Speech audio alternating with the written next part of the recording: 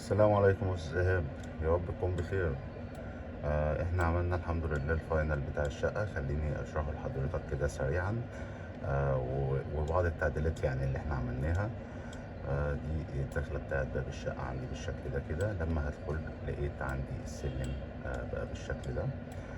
طبعا الجزء ده ما قدرناش ان احنا نستغله في اي حاجة غير ان انا اقدر اعمل فيه كنبة صغيرة بالشكل ده كده، وزرع شكل ديكوري ورا الكنبة بالشكل ده. آه، نقلنا الركنة بتاعتنا، خليناها في الوش اول ما ندخل، بحيث لو حضرتك عندك ضيوف او كده يبقى فيه خصوصية لأهل البيت أكتر، ما يبقاش الكنبة الناحية دي، فيبقى اللي قاعد بيبص على الشاشة شايف الطرقة وكل الجزء اللي جوه ده. فعملنا هنا الكنبة عندي بالشكل ده كده.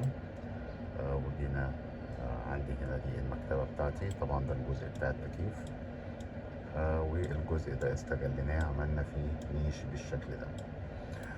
طبعا احنا غيرنا فتحة الباب لان انا عندي في عمود هنا في الجزء ده كده، فصعب ان انا احط علب الكهرباء بتاعتي او ان انا احط لوحة المفاتيح الرئيسية. فعدلنا الباب خليناه هيفتح من على اليمين كده بالشكل ده كده، هيفتح كده. وهنبدأ نحط علب الكهرباء بتاعتنا في الجزء ده كده مع لوحة المفاتيح الرئيسية. فده شكل الريسبشن اهو بالشكل ده، دي التقسيمة بتاعته. لو جينا دخلنا بقى طبعا عندي هنا طرقة التوزيع بتاعتي، فهنيجي ندخل. ده عندي الحمام الماستر بالشكل ده اهو. عندي فيه الحوض بتاعي، عندي هنا في ستورج كده تخزين زي ما حضرتك طلبت. وعملنا هنا الكابن شاور، وعملنا هنا فتحات ارفف او خوانقات بالشكل ده، وعملنا القعدة المعلقة بالشكل ده كده اهو. ده الحمام الماستر. ولو جينا دخلنا غرفة النوم، هندخل غرفة النوم كده، فهنلاقي نشرح الحمام بتاع غرفة النوم هو كمان بالشكل ده. عندي ده شكل الكابن شاور اهو بالشكل ده.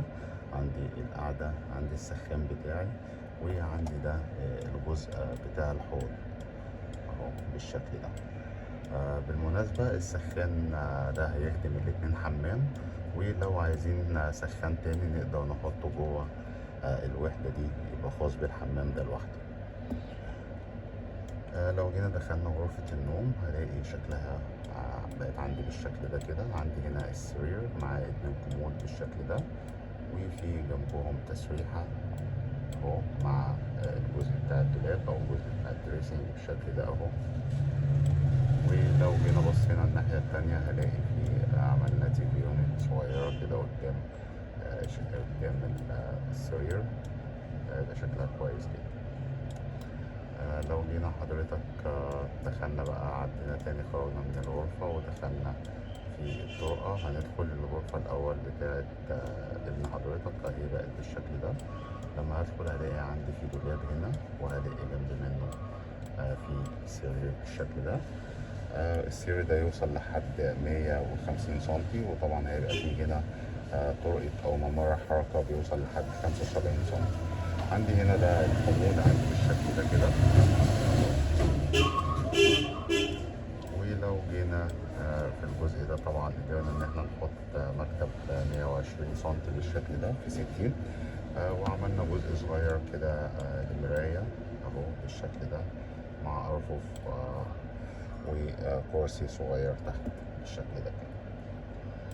لو جينا دخلنا الغرفة بتاعة البنات هنلاقيها بقت بالشكل ده كده. دخلنا الغرفة فهشوف عندي هنا في الأول عندي دولاب أهو بالشكل ده. الدولاب أهو، وعندي جنب منه فيه تسريحة بالشكل ده، وده طبعا الستارة بتاعة البلكونة. ولو جينا شفنا في الجزء ده كده أهو هلاقي إن أنا برضه قدرنا نحقق إن احنا نحط مكتب كمان هنا 120 سنتي في 60. وده الجزء بتاع التكييف. لو جينا بصينا للجزء بتاع السراير، هنا عندي 2 سرير 120 سنتي في طول 2 متر و10، ممكن يوصل ل2 متر و20. بقوا عندي بالشكل ده كده، ومعاهم كومودينو بالشكل ده. كل المقاسات ان شاء الله هبعتها لحضرتك، وهتكون معلومة بكل التفاصيل. قلت اصور لحضرتك فيديو كده سريعا اشرح لك فيه كل تفاصيل الديزاين. ده طبعا البلكونة لو حضرتك ما عرضناهاش قبل كده، وبقى هو ده شكلها. ممكن ندخل من هنا بقى ببوابة عادي مفيش مشكلة، والفتحة التانية اللي ورا دي بتاعت السلم اللي هينزلنا على البيزمنت اللي تحت بالشكل ده.